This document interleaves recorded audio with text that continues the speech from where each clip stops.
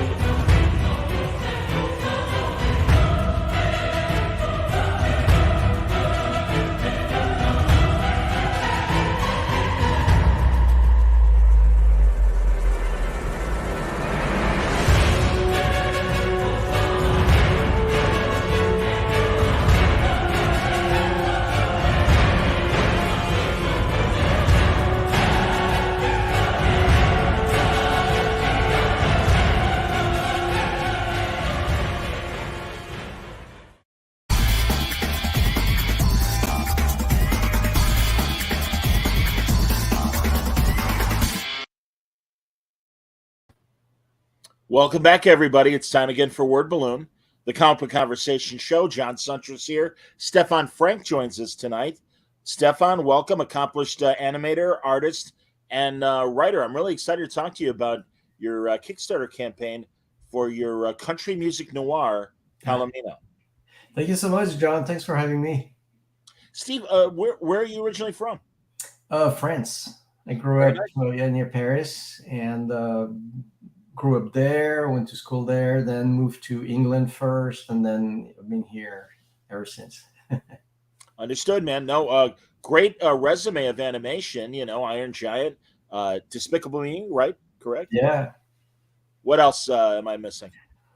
Well, at the current time, I'm directing episodes for Marvel's What If, so that's great, really fun, and it's a kind of a dream come true, from like somebody who grew up in a comic book store that my parents had, and so yeah, tons of animation, So your parents owned a comic book store? Yeah, they did. It was like one of those neighborhood stores that sold, a little bit of everything, including books, comics, magazines, cigarettes, bus fare, you name it, like. Yeah, like a regular, like any newsstand in, I know in England and in America as well. Absolutely, man. Yeah. That's really cool. I got to tell you, I'm a massive fan of Franco-Belgian Bidet, if I'm saying it right. Bidet or Bidet. Yeah. You're saying it right. Yes. Yeah. So no, honestly, congratulations. This is a great story, Palomino, and I'm gonna show the covers in a second. But give people the 10-cent tour. What I will tell people right away is, if you enjoy the work of Ed Brubaker and Sean Phillips and their noir stories, this is absolutely up your alley. Yeah, thank you so much for that. I'm a big fan of those guys, by the way. Sure.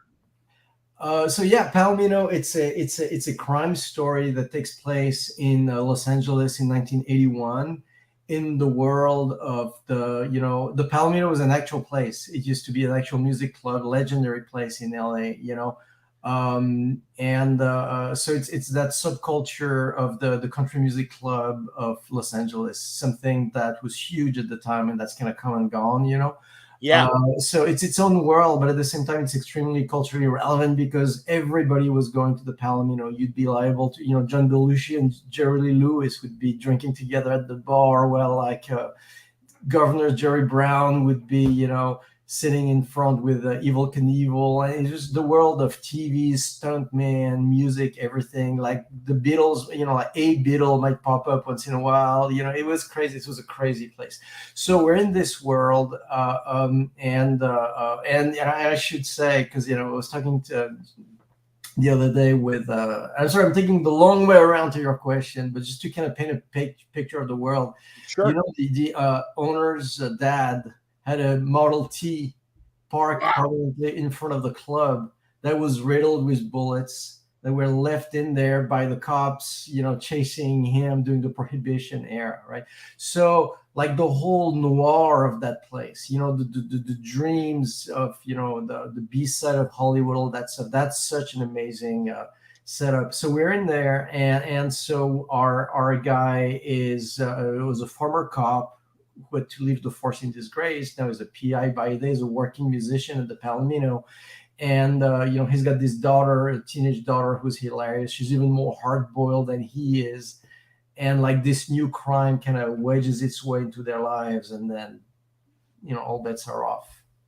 We have a dual track story because we examine the death of the main character's wife, and of course the daughter's mother. But also, so the daughter is trying to dig up this cold case about her mother, but at the same time, as you say, there's a fresh new murder as well. And no, I remember the early 80s country boom vividly, even in Chicago. The movie, as you well know, the movie Urban Cowboy really kind of took everybody by storm. And and the music club Gillies certainly became very famous. Right. But that's cool about the Palomino and everything. And this is early 80s LA. A lot of landmarks, a lot of famous and recognizable names that kind of dot the background of this story. And I'm a huge, I'm fat. I mean, I sound condescending when I say this, but I don't mean to. I'm fascinated by the country music culture. The Ken Burns documentary I thought was incredible and really illustrated every era of country music. So. No, I find it really, really interesting. Is there a specific reason why you put it in 81? Again, this is the height of the craze. Is that why you put it then? Right. Well, okay. First, I just full disclosure. I used to be a musician, and I played with a lot of the musicians who we used to work at the PAL. By the time I came to LA, the club had been was closed already, but I still worked, and I'm friends with those guys ever since. And I've been playing clubs since I was like a teenager until a few years ago, and so that's a world that I know really well, and that's kind of what I wanted with this story, is to be sort of a slice of life. It's noir, and it's so I want to say it's. Because there's such a noir tradition in LA, and there's also that tradition of country music, right? That people don't realize how much LA used to be a country music town, right? Like movies like Every Which Way But Loose, Hooper, all that stuff was shot at the Palomino. But it's never been connected to that noir setup, So there was that aspect of the noir, the neo-noir, in a way you've not quite seen before, but also wanted that to be part of the cultural heritage and significance of what of what LA was, especially at that time. And why that time is because we've seen the 80s as the place. I call it the 80s is the place where the 50s came to die. So in terms of society, in terms of many things, right? And we've seen that in from The Watchmen to Forrest Gump. That's what the stuff is about. But the 80s were also the place where the world of today was born. So there is such a tipping point that's happening somewhere in there, right? And the rise and fall of the Palomino. And let's keep in mind, like the image of the cowboy, right? That's how America sold itself to itself and to the world in those days, right? From Westerns, now they're saying superhero movies are everywhere, but like, dude, that's nothing compared to where, how, the Western movies had dominated everything back in those days, right? Yes. So culturally it was there from, the music, the movies, even the president at the time, Ronald Reagan, was a movie cowboy from California. Absolutely. From all the political theories that the rent corporations in California, everything. So it all came from California, and it was packaged under a cowboy hat, if you will, right? And that point is the hinge, like the 80s. And what's funny is talk about the old guys from the Palomino. A friend of mine was very close, who passed away now, unfortunately, a few years ago. But his name was Archie Francis. Was drummer at the Palomino for 40 years. That guy played with everybody that you can imagine, from Johnny Cash to whoever, right? And so he lived just three doors from, down the street from me, and we played together many times. But the point is, back then you could be a working musician in a music club, 70s, 80s, work 6 nights a week, and that was a good working, like middle class life, to raise a family and have a house in Los Angeles that you're buying, and of course that does not exist anymore. So the working musician of that era is like the canary in the coal mine of what happened to the middle class. It's crazy. So it all, so you have all that stuff. You have this sort of very relevant kind of cultural hinge that's taking place. You have the noir stuff that I love, and then you have the father-daughter duo that I just love. That is hilarious. And because I've lived in LA for 30 years, and so I just really wanted to have this slice of life of what it is to live here, to really just like come alive in the book. So it was all, except for the noir. I don't know any crimes. I don't, but so all that stuff is from imagination, but everything else is kind of lived in, very sort of real vibe, Fantastic. What instrument do you play? Guitar. Cool. That's great. And I have to ask, Stephan, have you created? I always love these comics that are so influenced by music. Have you created any sort of Spotify playlist for people to listen to? It's funny. I wanted to do it for this campaign, and I just did not get around to it. But if I have time in the coming days, I will do one. Because to answer, something you were saying earlier that was so unique about country music in California is that it's coming from so many traditions that are it's just the melting pot of California. Where you have the Okies and the people from Appalachia who came through the Dust Bowl and the Grapes of Wrath, right? Yes. 1920s, 1930s. They just came to the Central Valley to work in the fields, and they brought their culture, their music with them, and then that gives you the Bakersfield sound. Yes. And those people's kids who were like the Cold War union workers of the aerospace industry and stuff like that, where they were in the valley here, they were in the LA basin, and they supported this entire club industry, right? So you have that whole culture. Then you have the folkies that that were always in California. Then you had the hippies that were trying to do California to do country music, but they were doing it their own way, and then it became country rock, like Graham Parsons, right? For instance, Absolutely. One of my friends, at the end of the first book, I have this 5,000 word interview of 4 great musicians who were fixtures at the PAL and who worked with everybody, you name it, like world-class acts, from local clubs to world-class act. They work with absolutely everybody. And so you have a little bit of lived in, like, a music history of California. But J.D. Menez, who's a pedal steel guitar player, played on the Graham Parsons albums, like the Wow. Sweetheart of the Rodeo and stuff like that. It was just him and Lloyd Green playing the steel guitar. And he was saying in the interview that Graham Parsons was not trying to do anything weird or different. He was just trying to do country music, except he was a hippie in California, so it came out a certain way. So you have all those, and of course, all the rock influences that are passing through town. You have all the, the Latin influences from East LA. You have the, all the blues that's also very strong in LA and stuff. So you have all that stuff, I hear you, man. No, I again kind of know the basics of the history of country music. You mentioned Bakersfield.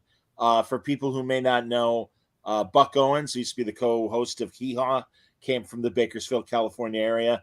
And if you know the Beatles, Ringo's song "Act Naturally" is a Buck Owens song. That's right. To give you a little touchstone, absolutely, man. And you mentioned Graham Parsons. The Byrds, out of their kind of folk and psychedelic era, they turned to country music in the early 70s. guys like Jackson Brown, a lot of Laurel Canyon All those guys. people influenced country music. No, man, I am with you. You know, I have a 30-year radio career that was in music, not country music. It was rock music. Yeah. Again, I've tried to learn as much about the different genres as I can. And also, as you say, this is a 80s neo noir, but I do love the fact, as you say, that the Western has just been part of not only in the music sense but TV and film for almost 100 years. And also you see the through line from the lone cowboy to the lone detective, and I think that's imperative. And then also the guy you mentioned that played with Graham Parsons, the steel guitar player, your protagonist is a private detective by day, steel guitarist by night. I'm a big Junior Brown fan. Mentioning the steel guitar, he's one of my favorites. Me too. I love Jiro. I saw him twice. Me too. Just incredible. You know, I'll tell you something about the steel guitar. Well, because I'll bet like 9 out of 10 people who are listening to this will not know what the pedal steel guitar is, right? So it's a descendant of the Hawaiian slide guitar, except it got a lot more sophisticated, and it's got pedals and levers that change the tuning as you play and stuff like that. And when you think country music, that kind of slidey sound that people think it's a slide guitar, it's not a slide guitar, it's pedal steel guitar. It does a lot more than the slide can do. So it's this sound that everybody knows, but no one knows what it is, and it's this really crazy instrument that is very hard to play. But it's also the sound of country music. So it's a quintessential American sound, and something that people don't know is that, or maybe they do, I don't know. But like when the Superman movie, Man of Steel, came out, was it Hans Zimmer who did the music?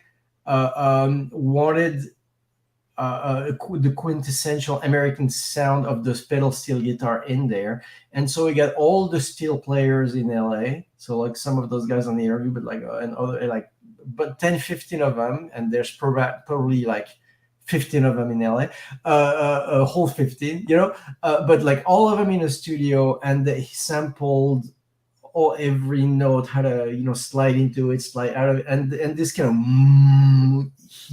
very super like powerful kind of, and yet profoundly sort of Americana kind of sound that you have in the soundtrack of Man of Steel. That's the pedal steel guitar.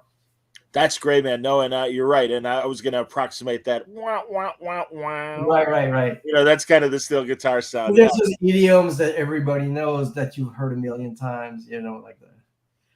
But, oh God, yeah. You watch the Beverly Hillbillies, watch a rerun, and when it's Lester Flatt and Earl Scruggs and everything, and there's a lot of music cues in that have sounds like steel guitar to me, at least. I don't know, but I'm like I said, I'm a big Junior Brown fan. Got great pull quotes for you for Palomino from a lot of comic professionals, especially another guy who really knows his Noir, and that's Howard Chaykin. And I kind of liked how he quoted. Was it? I know it's the guy who led the Playboys, Bob. The Texas Playboy, Bob Wills. Bob Wills, yeah. Who as he would like hit a solo or whatever, would go, ah. That's right. Great stuff, man. No, very authentic in your art. I think in the story as well. And I sort of love that there are lyrics to songs that are sung at the Palomino and stuff. And I'm assuming that's original lyrics. Do you have, and especially being a guitar player, are you going to? I mean, I asked you about a playlist. I was talking about, already recorded country music. Would you ever want to do? Yes, that's I don't want to promise or like make announcements of any kind, but that's definitely something that's on my mind. Yes, that's great. That's fantastic, man. Why not? Yeah, my buddy Philip Kennedy Johnson, one of the current Superman writers, is a musician as well, and he is.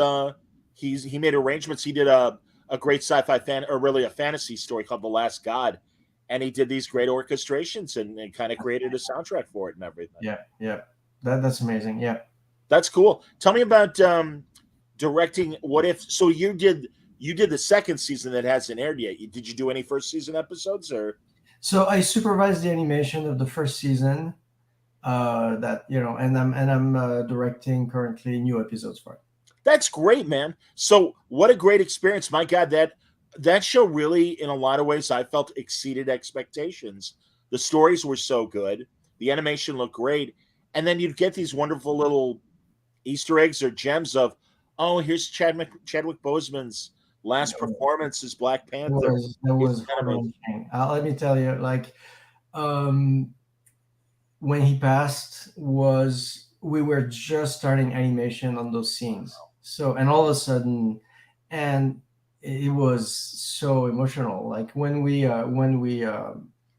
watched the first dailies, of the animation, with the execs, and there was not a dry eye in the everybody was choked up, and it was so powerful, because his performance in these episodes and everything, but in these episodes is so generous. It's so incredibly present and powerful that it Yeah. was a lot. No, I hear you, man. No, it was a big loss. In fact, I was on live the night that they announced that he passed away. Did you sit in on any of his voice sessions? No, because like by the time I got there for the first season, they already had recorded him, so I didn't get to work with it. So as supervisor, what would you do? So yeah, for season one, supervising the animation means that, well, animators are like actors with either a pencil or see if it's CG, a mouse, whatever, right? So, but in other words, like there is a performance that needs to be created, and it comes, of course, in live action, the same person most of the time does but here there's two halves of that performance, and so first we do storyboards and stuff like that, and and then we record once we so we record the actors, and that, so now we have a vocal performance that is, and those actors are, by the way, amazing, so the performance is really something to live up to, and then it goes to the animators, who then need to create the visual side of that performance. So they need to kind of step in those shoes, step into that river, and kind of I don't want to say impersonate, because then that feels performative and false, because you're trying to be in the truth of your own performance, but to just create the other side of the performance. And so for me, supervising the animation was working with the animators on every scene, to just working on their acting choices, their own, every aspect of what makes an animated performance work. And the difference between, I'm going to say, animation and live action is that in live action, if it's a real person who's doing it, they know how to walk. There's no there, you know what I mean? Like, so, but in animation, not only do you have the intentions and the acting choices and all that stuff that you want to deliver, but you cannot even take the mechanics of it or the physics of it for granted, because you're also rebuilding those from a blank page or a blank screen. So that's what that is. So unlike motion capture, you're really creating it from scratch. Yes. Very cool. No, that's amazing. And again, great casting beyond the real actors that played the live action versions. I think the sound alikes are quite good. Again, the visuals are amazing, and that's great. How many? Again, without spoiling, how many episodes of season 2 are you I directing? can't say anything about at all about the new episodes. Totally fine, man. And you're not my first guy slapped with an NDA. I totally understand. That's okay. Yeah. Otherwise, Well, the agency are gonna come in. Maybe after they air, Thing. Maybe after they air, you can come back and we can talk about those. Not before, after, during. After they air. Yes. Absolutely. Okay, good. I'll be very happy to do it. Yeah. As soon as they announce stuff, then. But until then, I can't. I totally understand, man. It's totally fine. Well, also you've got a graphic novel called Silver. Oh yeah. Tell me about Silver. So Silver is it's a really fun graphic novel. It originally came out as 4 trades, and now we're republishing them as there's this new edition, which is a beautiful hardcover from Abrams Comic Arts, and so the 4 trades are becoming 2 hardcovers, and they're gorgeous. So the concept is so it's a big pulp adventure, right? So we're in the 1930s, and you have this group of con men who team up with this woman who happens to be um, Rosalind Van Helsing, the last of the Van Helsings, and together they're trying to do the heist of the more than the century, the millennium, to steal a silver, a treasure that's made of precious silver from a castle full of vampires. Happens to be Dracula's castle. So, like, what could possibly go wrong with a plan like that, right? So, it's a big pulp adventure. It's super fun. It's Ocean's 11 in Dracula's castle if you want to boil it down to the high concept, but Great. it's more than the high concept because it's a very deep world that you enter. Like the whole story is like 500, 600 pages. I don't even remember. It's big and thick, and you enter that world, and it's just I call it my meta world of pulp that you enter, and then it's very immersive, and the characters are very funny. They're kind of so, and it's a big adventure story. It's not a horror story per se. It's more like along the lines of a big pulp adventure, like an Indiana Jones, or so it's a big con man adventure with a supernatural element to the world. That's cool. I'm going to show pages from Palomino. I believe this is volume 2. And if I should do volume 1 instead, tell me, and I won't spoil. But I want to show your art and everything. So Yeah. here we go. So this is the beginning here. Here's some Mhm. of the characters, explanation of Eddie Lang and his daughter Lisette. Yeah, we have a little. And our murder victim, sadly, Eileen Wilcox, Uh-huh. who is our modern murder. And then, of course, Lena Lang, who is Lisette's mom. But there, here we go. We're starting to get into some images now. And yeah, man, no, great use of color. Did you color yourself? Or Yeah. My wife Christina did the color flighting, and so which I could not have done because it's such a massive amount of work. Because we're putting out 2 new volumes at the same time, and so that's like 250 pages, and she did like an amazing job. Pardon me. Yeah. So this the Kickstarter is for Palomino, and I know it's a 4-part story. Yeah. So is this for parts 2 and 3 of the story? Yeah, part 2 and 3, who are the new books. Volume 1 is still available through the campaign also, so people who are discovering for the first time, no problem. They can get 1, 2, 1, 1, 2, 1, 2, 3, whatever they want. And we're even offering the Abrams hardcover for the silver books, also the first one and the second one. That's great, man. No, really, really cool. So is that your graphic novel output so far? Is Palomino in silver? Yeah, Palomino. So silver is like the 4 trades, aka 2 volumes. Palomino, we're 3 into it. And there's this other book called Rosalind, which is, so do you remember I mentioned the Rosalind Van Helsing, this vampire hunter, obviously, and the last of the Van Helsings that the con man team up with in silver. So there was enough of there's some of her backstory is in silver because it plays a part.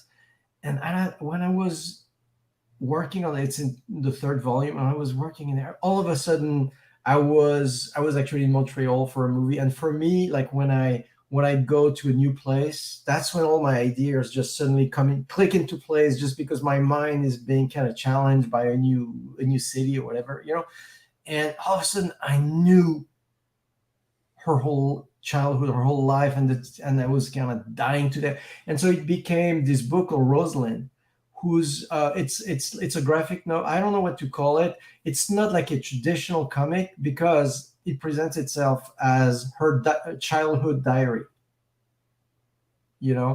And so it's all about fragments of memory. So there's a stream of consciousness vibe to it. Actually, when you abstract it, it's a very well constructed story with a beginning, middle, end, and it reads very suspensefully and solidly.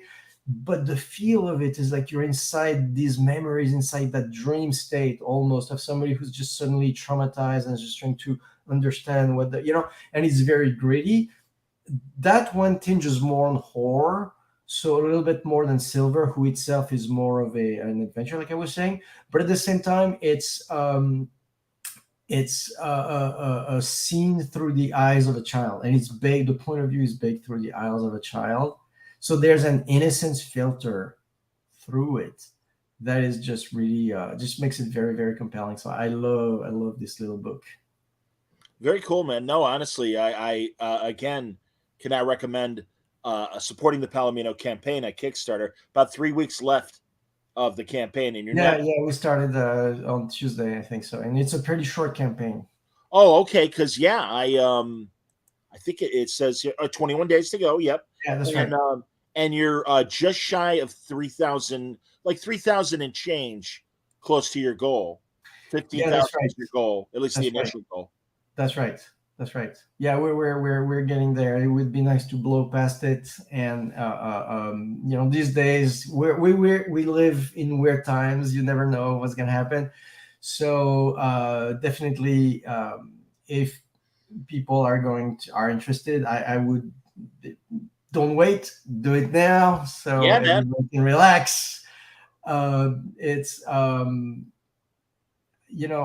have to say I'm really so happy, and you were mentioning Howard, like the response that and Sean Phillips tweeted about the books also, which out of the blue, Jeff Lemire, people like that, and so Yes. I'm just so happy that some of these books, and it was kind of true with Silver too, because Tim Sale was gonna well he became a close friend, but we connected through Silver, and or Bill Sienkiewicz also, so Wow. it just became like, I don't want to say an artist kind of series of books, but I just like, for me, that they're the things that I care about is I care that and this is what I love about conventions, when I go around. I love coming to Chicago, for instance. I was on C2E2 so many times. But you go all the way across the country, different areas where you would think blue state, red states, purple states, doesn't matter, right? Like, and when it comes to storytelling and telling human stories about people, like that's where we're like, oh, hey, hold on a second, we're all kind of the same. Actually, we're not the other to you, or you to me. We all want the same things in life mostly, and look, anyway. So, but my point is, the thing that I care about is that when I go to shows like that when I meet readers and find that they've really connected with the stories, and that there's bits of human truth in them that speak to them. So I care about that, and of course there's the people who I also myself I'm a huge fan of, and to have those send loop it back, that's just amazing. Stephan, did I miss you at C2E2 2 weeks ago? Were you there? I was not this year. This was the Okay. first. Well, the thing is, until COVID, we were doing like 10, 15 big shows a year, something like that. Sure. It was kind of intense. And then COVID happened, and so all the shows were canceled. And not to mention, I also got super, super busy with the Marvel show and stuff. Yeah. So this year was our first year back at the con, and the first one we've done is Seattle, which was fantastic. Emerald City. Yeah. Emerald City Convention Center, the new one, lovely. Lots of light. We're loving it. Everybody was in a good mood. It was an amazing show. Then we're doing Ontario, not Ontario, Canada, but Ontario, California, in May, Okay. which is a show that I love. It's also a local show, and then San Diego. And so that's what we have. That's our first steps back into it. I understand. And Yeah. others will be announced, but those are the ones that are on the books for now. All right. Well, next year, come back to Chicago, man. I love Chicago. My daughter, one of my daughters went to school in Chicago, so we used to Great. come to that, and then yeah. That's Love excellent. Chicago. I'm going to show images you have on your Kickstarter page of Silver. This is Silver, right? That's right.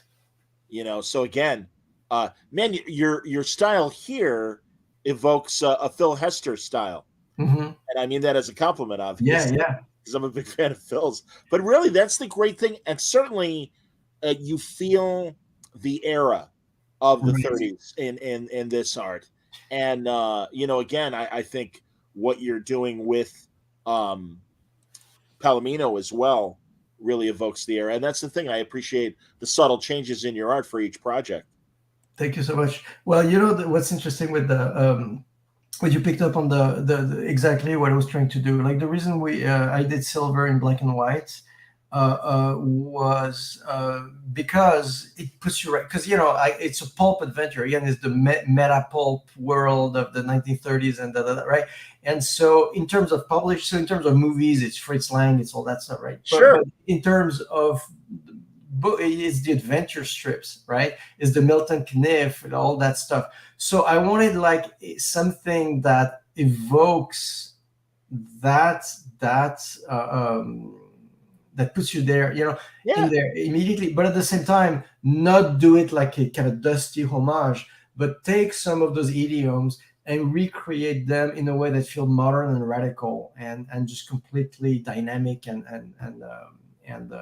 you know and so that's so it's black and white, and it's got that one value of zipper tones that work as shadows in the light and light in the shadows. It's a passing tone, whatever. It's great.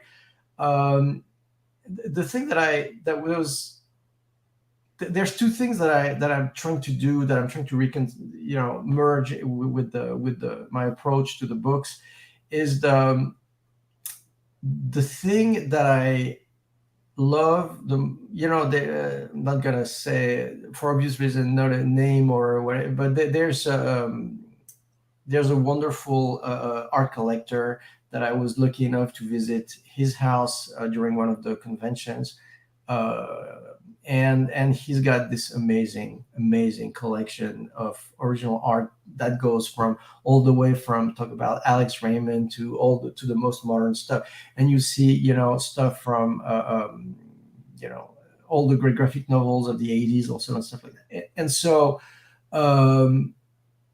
what is very striking when you look at that work is that those are a lot of images that once you've seen you cannot unsee. And what I mean by that is you take like a graphic novel, like I don't know, like Watchmen or The Dark Knight Returns, or and it reads super easily and everything, but every page is unique. It is that page. Or you'll see a Kirby page it is that page, and God knows how many pages Kirby's that. But like there's certain things like this thing that, yes, it's a sequential medium, it is also a graphic medium. And you're like, my worst nightmare would be to do a book, because with all the movie stuff that I do, I storyboard a lot, you know what I mean? And Okay. what I would not want is to be like my books look like a bunch of storyboards put together, and then if somebody dropped the pages on the floor, they couldn't put them in the right order because they all look the same. No, it's just like those books, right? Like it's every page is its unique work of art, right? And so that I'm working super hard to do that, so that every single page, maybe okay, maybe good, maybe great, maybe then they're not everything's a masterpiece, but everything is that page. You know what I mean? That's and so I'm trying to do that. And the other thing that I'm trying to do is, when I started to with those books like 10 plus years ago, whatever, there was the time when there was this whole new audience to comic that was, people who, people like in their 20s or 30s who had, loved The Walking Dead on TV, loved all that stuff, and they were like, this stuff is great. Where does it come from? Right. And then, and then they go to the source, and they don't sometimes, and then, okay, so they've read The Walking Dead. They try other stuff. And the thing that I would hear most often was people telling me, hey, I would love to read comics, but I'm confused when I read them. Which is so weird to me, because to me, comics books never confuse me whatsoever. But then again, I grew up in one, right? In the shop, right? Sure. So, but I had to sort of accept the fact that for a general audience beyond our already existing readers, that yes, like they had a hard time, right? And meanwhile, so because I come from film, like film language, because everybody has not everybody has read comic books, but everybody's watching Sure. TV, sees. Yes.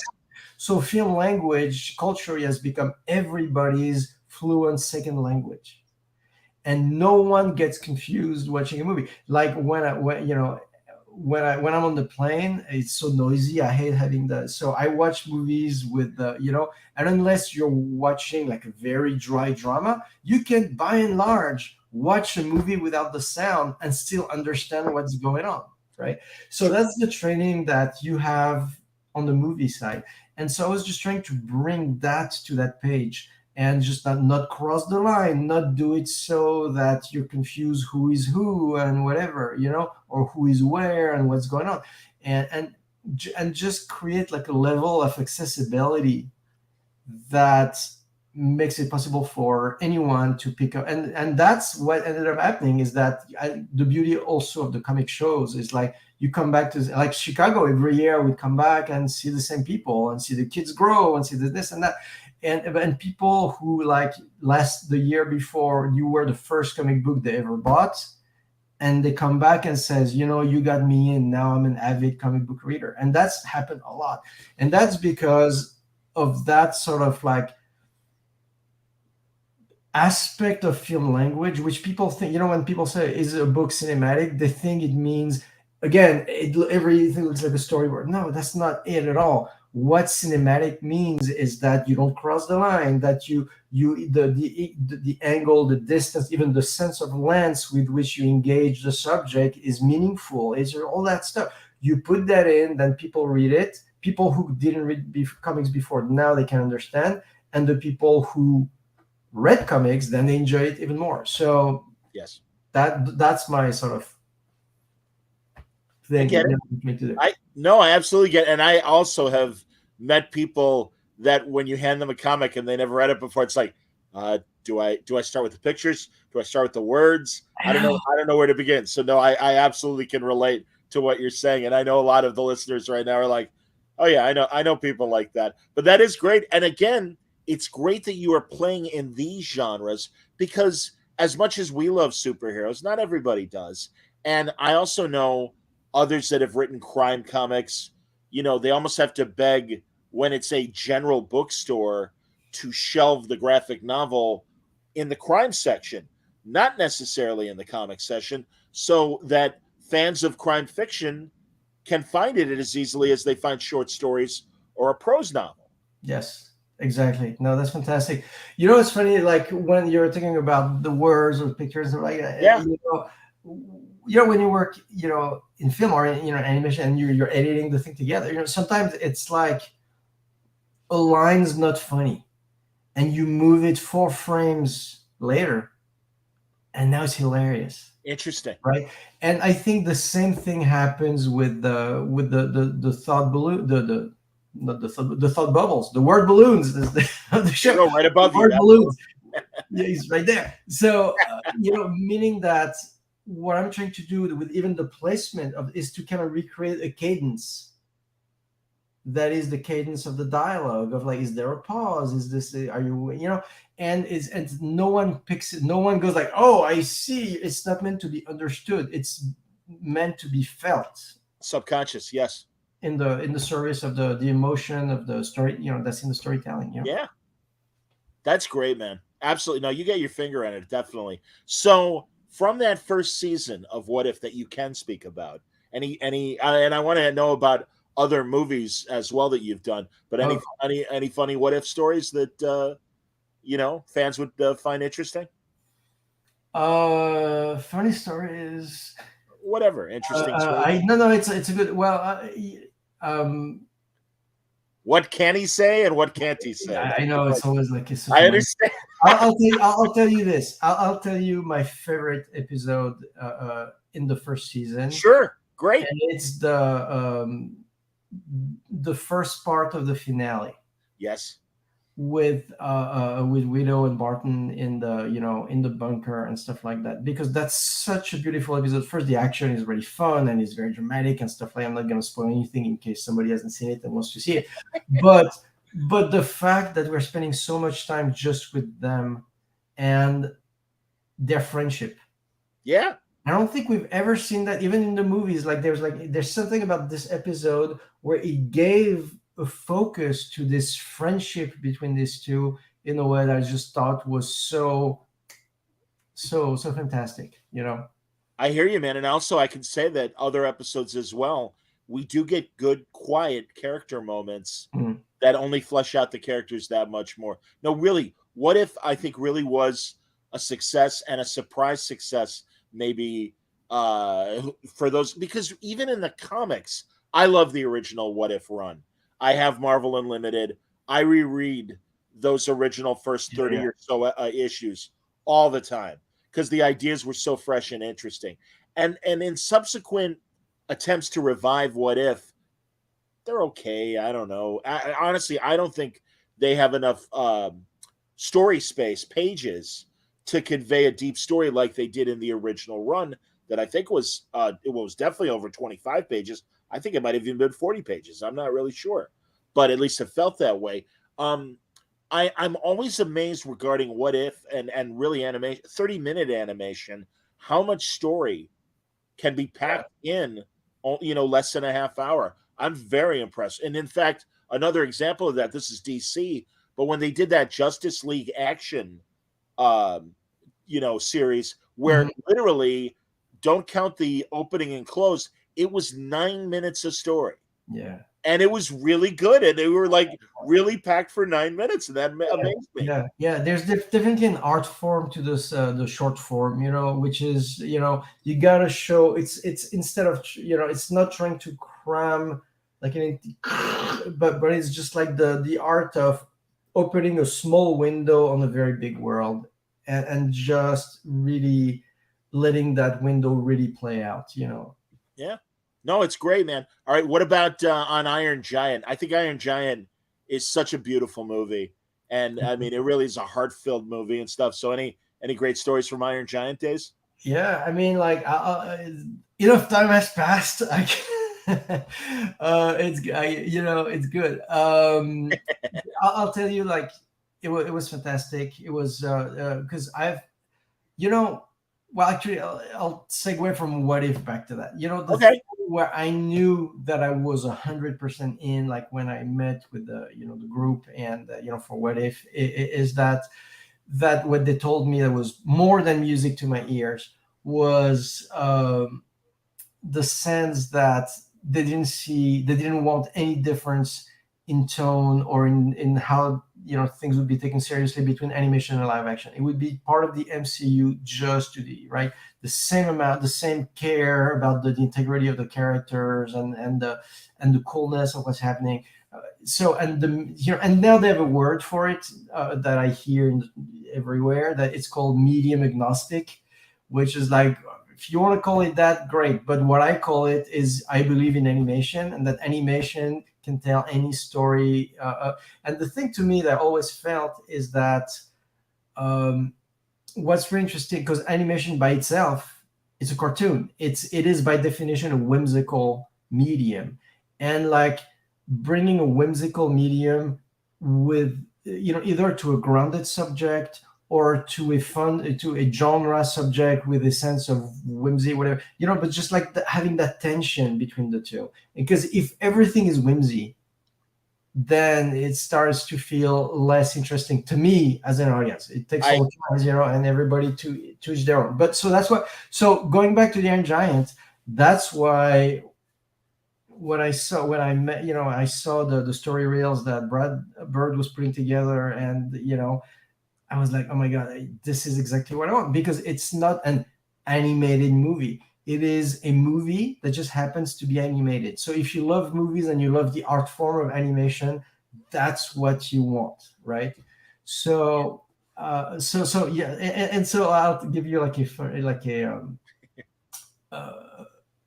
so when I was a kid.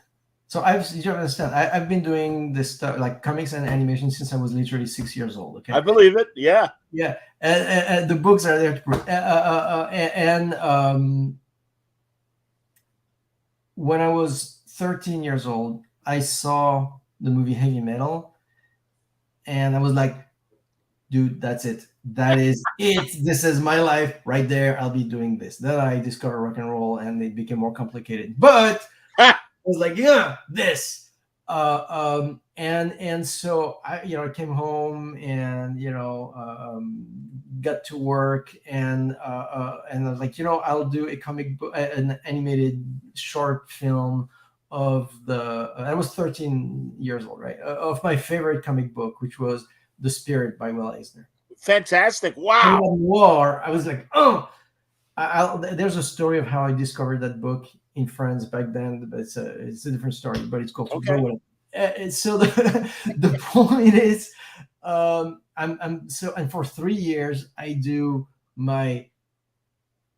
and I'm building with my Super 8 camera, I'm building this like whole animation camera setup in my room. So like my mom takes me to like Home Depot, and we buy crazy. So I do, and it takes me 3 years to finish this short film. I put it on YouTube like 10 years ago or something. Oh, no kidding. Oh, that's great. You give my name and The Spirit by Will Eisner or something like that, and you'll see my short film that I did when I was a kid. But it was pre-internet, right? So in those days, if you wanted information before anything, you have to walk all the way to the public library, which is 20 minutes you had to walk to. So, and like I would walk to the public library once in a while and find this one magazine. And animation, you have to understand, was considered a dying art form in those days. It was pre-Roger Rabbit, pre any of that stuff, right? It was like no one, so, and there was this one magazine, and so the library once in a blue moon, literally. So I would take like 10 trips to the library to like finally they have a new issue, right? Okay, so I read the whole thing. And I read in the news, like on the last page, that some guy named Brad Bird, and I was like 14, 15 at the time, right? So is doing in America, in Los Angeles, is doing this animated version of The Spirit. I was like, who the is that guy? Where did he come? It's my thing. I was like a kid, And so years pass, and Brad Bird always said, like, "Oh, that guy who stole my movie," Hilarious. And then I meet with him on the Young Giant, and it's just like, man, he says, like, yeah, I can work, blah blah blah. And I was like, hey, I have to come clean. I've been cursing your name since I was 14 years old. It was like, what? It was like The Spirit. It was like, yes, The Spirit. And so we kind of. It was so funny that we were like the same passion for that one thing. That's great. That's great. Was he embarrassed, or was he? This is good. You guys came together on The Spirit. That's wonderful. Yeah. Oh man, I can't wait to see your film. Do you know? Funny. It's a child. It's of course very early work, but it's man, like, you can see the passion for sure. Do you know about Don Glut, Glut? He in fact, as we talk about What If, he was one of the scripters for What If in that early original run. And I want to say too that he created the backstory for all the action figures for He-Man and the Masters of the Universe. Oh, that's awesome. But when he was much like you, when in his early teens, he made all these 8mm fan films, and really would do like 10 minutes of a Captain America movie. And this was like in the 60s that he was doing all this stuff. And he actually has compiled his old fan films into one DVD, and he sells it on his website and stuff. Oh, that's amazing. But that's great. And I also love seeing on YouTube various student films, both live action and animation, that are based on comic book ideas. So I mean, those fan films are just incredible, Yes. How many amazing Batman fan films have you seen? Are just it feels like it's amazing. No, and a lot of these people too end up getting real industry jobs from those fan films. No, I think that's great, Stephan. Absolutely, man. Very, very cool. All right. So what else was I going to ask you? Is there an area that we haven't touched yet that you want to talk about? You're kind of a Um, Renaissance man. You got a lot of stuff going on, man. I know. Well, we talked about Palomino. That's the Yes, current thing. we'll bring it back. We're We'll bring talking it about back before we Silver. We're talking about the Young Giant. What if? Despicable Me. Any? There's another. What a great movie and such a great comedy. And I agree. By the way, any sort of story can be told in animation. Yeah, And isn't it interesting that it took the West so long to figure that out, whereas the Asian countries, certainly Japan and China and the like, they've known for decades that you can do great animation and interesting stories. absolutely. I mean, like I've loved anime since. It's funny because I grew up in France, right? And so we had anime around the same time that you guys had them here, except we didn't get the same ones. Interesting. Like the first one that I we got was well, Goldrake. Goldrake, which is one of the big kind of toy animation robots, but it's one that's virtually unknown because here in America everybody knows like Voltron or whatever. We never had that stuff in France. So like it's like we never had Speed Racer in France. Wow. Or even the Transformers cartoons were not that I don't think we had that. The thing that was the thing that hit here and Europe. In fact, and by the way, I'm going to say here, it says America was the outlier because the rest of the world and France had everything the same. It's just America had different ones. But Battle of the Planets, right? So, Yeah, sure. So that's what I knew of anime when I was a kid, and I loved it and everything. And then I felt like I outgrew it, and blah blah blah. You become a teenager, and you're like, I'm into heavy metal now, and whatever. The movie. But long story short, and then when I was an animation student, I go to the Annecy Festival, and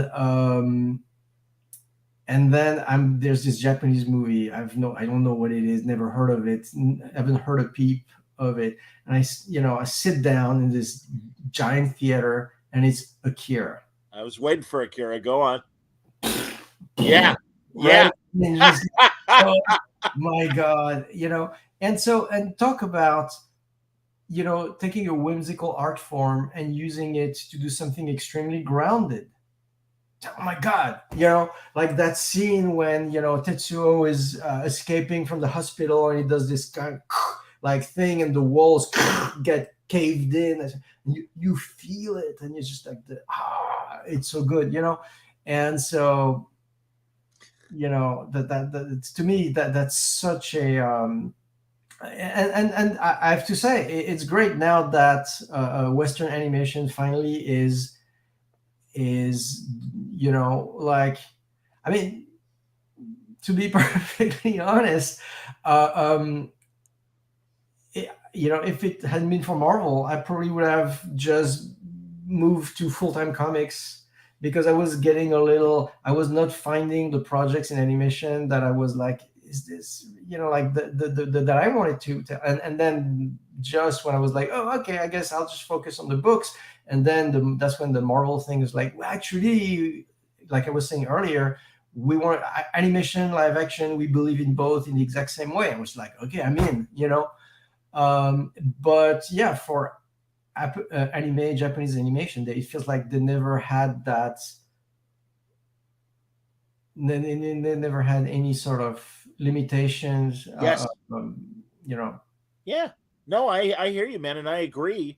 And just like manga really could cover any subject, anime has done the same. I agree with you. And really, I've been doing Word Balloon for 18 years, and way back when, even coming off the 90s, and like you said, some like you get an Iron Giant, but more things than not were always geared towards kids, and they kind of were all feeling the same from an adult standpoint. And it is so nice to have watched animation evolve here in North America, and especially in the States. And both, I think, DC and Marvel have really upped their games and given us more sophisticated stories. And especially, like I said, no, What If was a major leap, I think, in that for Marvel animation. No question. No, and and this me, it's not a matter of saying, these subjects matter are more interesting intrinsically or whatever. It's just like I love it all. You know what I mean? But all means all. You know what I mean? And so yeah, that's I'm you're mentioning like the French comics, Yes. BD, Yeah. Yeah. and there was all sorts of subject matters and stuff, and that were also there's books that are like one of my favorite book that I own. Like I think I got it when I was 8 years old. Like this friend of mine had it, and it just blew my mind. And I had to get it, and it's called the file the flying saucer files. Do you it's not UFO. It's pre people calling anything UFO. It was still flying saucers. Okay. The files of the flying saucer, and it was like an early '70s book, uh, um, or mid '70s. I don't know. I probably got it myself, like late '70s. Because I would have been that age. But it's like a nonfiction. So they compile all the supposedly real UFO sighting, but it's drawn so well, and it's just like the level of drawing is just amazing. It's super cool, but it's got this like, hey guys, this is real. You know what I mean? And it's presented like nonfiction comic book at a level of execution that is absolutely incredible. It's just like, so you have everything, and so that's all the stuff I'd like to explore. That'd be great. That's wonderful. And yeah, man, I look forward to talking to you about future graphic novels to come. No, that's wonderful. So and I would imagine after seeing the movie Heavy Metal, were you reading Metal Hurlant then? Yeah, absolutely. Sure, Yeah, sure. it was so cool. I feel like they were so hip to everything. Like this is like the first time you would hear, like for me, like a kid growing up, in Paris, but not in Paris. In Paris, I was like in this very kind of sleepy, kind of rough, blue collar on the outskirts. It's like, needless to say, there was nothing going on in our town. But just like the first time I heard the words like Hunter Thompson, he was in heavy metal, or Phil K. Dick was in heavy metal, Cool. Richard Corbin, Yes. and of course Moebius and all that stuff. But yeah, it was such and a window on counterculture and everything that was cool, and Yeah. I hear you, man. No, I am with you, and I think yeah, my teen years was when I started reading heavy metal as well, and it was pretty great. But truly, Stefan, I congratulate you on both Palomino and Silver. I read volumes 1 and 2 of Palomino, and Silver looks great. Here are the covers of volumes 1, 2, and 3. Again, it's a short window of a Kickstarter campaign. There's only 21 days left as of this recording. I know it ends in early May, so people should jump on, as Stefan said, and get on this thing. But no, man, congratulations! I truly, I am, as the people at Super Hype know, I am a sucker for a good crime comic, and you deliver, and it's really exciting to know that here's another comic creator I can rely on to give me good crime comics. So yeah, continued success. This was great talking to you. I it hope was you'll a real come back. pleasure. Yeah, I hope you'll come back, man. And I'll come back anytime. I had such a great time. It was wonderful. well, we're in the loop with each other. We got each other's Yeah, emails. that's Please, wonderful. when you have something new, please let me know, and For we can sure. talk more. That would be great. Absolutely. Everybody, thanks a lot for watching. We're Balloon Live. We crammed a lot of content in Thursday. Tomorrow night, I'm going to be talking about the 9th episode, the penultimate episode of Star Trek Picard, with the Trek Watch guys, and we'll get into it. Only one left. It's been an amazing 9 episodes, and we have a lot of thoughts on that. and I hope you'll join us for that. That's tomorrow night at I believe it's going to be 8:30 Eastern time, so 6:30 Pacific.